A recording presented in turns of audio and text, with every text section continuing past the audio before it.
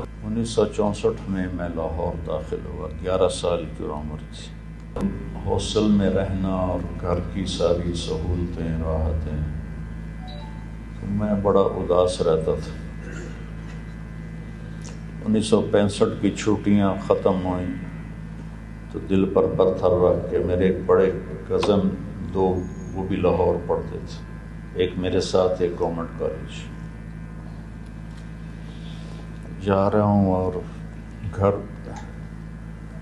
جتنا دور دور ہوتا جا رہا اتنا میرا دل مٹھی میں آ رہا ہے۔ ریلوے اسٹیشن پہنچے تو بہت رش، سمجھ میں نہیں آیا کتنا رش کیوں ہے۔ اس زمانے میں اخبار میڈیا کوئی نہیں تھا، کچی سڑکیں تھی۔ ٹیکسی میں بیٹھے اور سمرو ماڈل اسکول کی طرف چلے تو سڑکیں سنسان ویران۔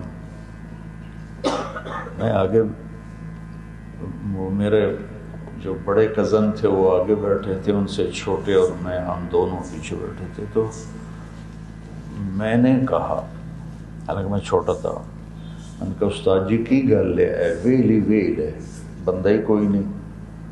مال روڈ سے جا رہے تھے، کہا باؤ جی تو انہوں نہیں پتا، کہ نہیں سمجھتا نہیں پتا۔ کہا انڈیا پاکستان دی جنگ چھڑ گئی تو سارے لوگ تو لاہوروں دوڑے جا رہے ہیں، تو اسی لاہور آ رہے ہو، ایک ہی چکر۔ تو خیر ہم ہاسٹل میں داخل ہوئے تو سامنے ایک لڑکا کھڑا تھا، اس کا نام تھا شمشیر، ہم اسے پنچھی کہتے تھے۔ کہنے لگا وہ تسی کدے آ گئے؟ کیوں؟ کہتا انہوں نے پتا جنگ چھڑ گئی، چھٹیاں ہو گئی۔ میں کہ جنگ زندہ باد۔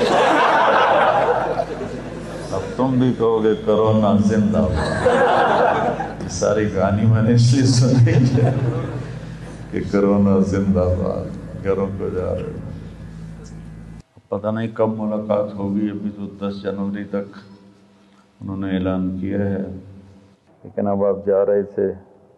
ایک ٹہنی دے 2 پھل سجرے، ایک جن تے ایک جان، اج دے وچھڑے کد ملن گے، جانے رب رحمان۔